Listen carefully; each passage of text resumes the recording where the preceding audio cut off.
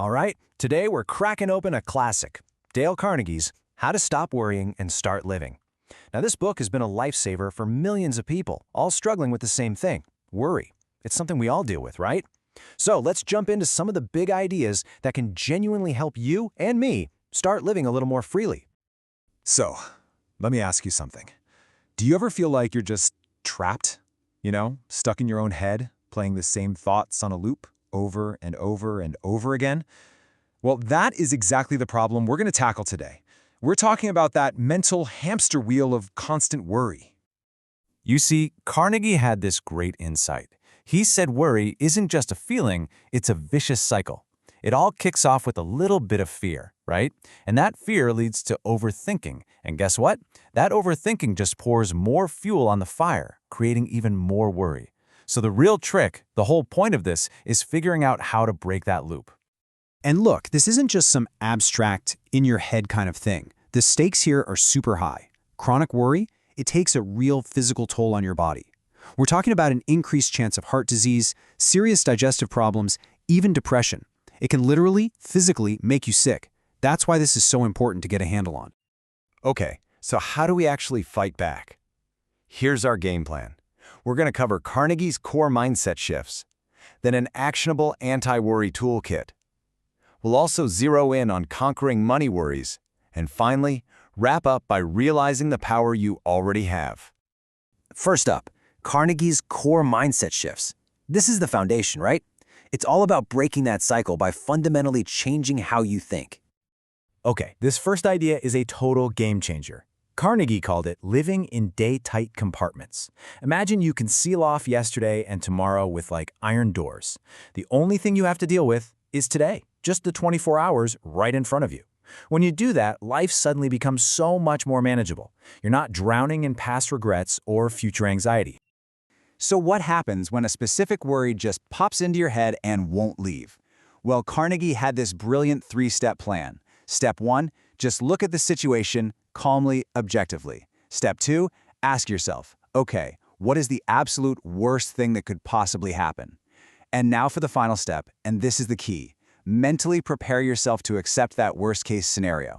It sounds weird, but once you do, the worry just loses its grip on you. All right, on to our next section, an actionable anti-worry toolkit. So we've got the big picture mindset down. Now let's talk about the practical things you can do every single day. Okay, the first tool in the kit? It's so simple it's almost genius. Just keep yourself busy. Seriously, fill your time with stuff you actually enjoy doing. Carnegie pointed out that it's nearly impossible for your brain to be anxious when it's genuinely occupied with something else. There's just no room for worry to get in. This next one? Man, I think we all need to hear this. Sleep is not a luxury. It's a necessity. Think about it. A tired mind is basically a playground for worry. When you're exhausted, every little problem feels like a mountain, and your ability to deal with it just plummets. So making sleep a priority, that is a powerful anti-worry strategy. Okay, here's where you get to use logic as your secret weapon. When you're fixated on something, just stop and ask yourself, seriously, what are the chances this is actually going to happen? Look at the law of averages. The truth is, most of the catastrophic things we spend our time worrying about, they just never happen. You got to challenge that fear with some cold, hard facts. Now, this one takes a little bit of self-detective work. You have to get real with yourself and ask, what are my worry triggers? What consistently sets off that anxiety? Is it a certain person? A situation? Maybe it's scrolling the news? Once you pinpoint what those triggers are, you can start taking steps to minimize them. And hey, this isn't about hiding from the world. It's about taking back control of your own mental space. Next up, we're tackling a big one, conquering your money worries. I mean, we just talked about triggers, and for so many of us, money is a huge one, right? It's such a universal anxiety. That's why Carnegie gave it its own special focus. So Carnegie laid out 6 really practical rules to get a handle on this. First, you've got to be honest and get the facts down on paper. What's coming in, what's going out. Then build a budget that's actually realistic for you. A big one is to stop making financial promises you can't keep. And if you've got kids, teach them about money early on.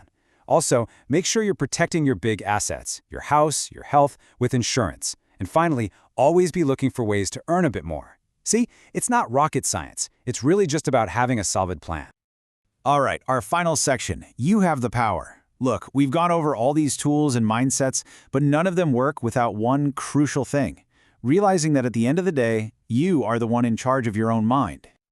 Just look at this number for a second. 99%. That's roughly how many of the things we worry about never actually happen. Just let that sink in. Almost all of the energy we pour into worrying is spent on things that aren't even real. It's just gone.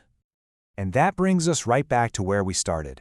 Your biggest power is your ability to choose what you focus on. By pulling your attention back to right now, just today, just these 24 hours, you take back all that wasted energy. That is what it means to live in those day-tight compartments. And hey, if you ever start to doubt that you can do this, just remember this one thing. You have a perfect 100% track record of surviving every single bad day you've ever had.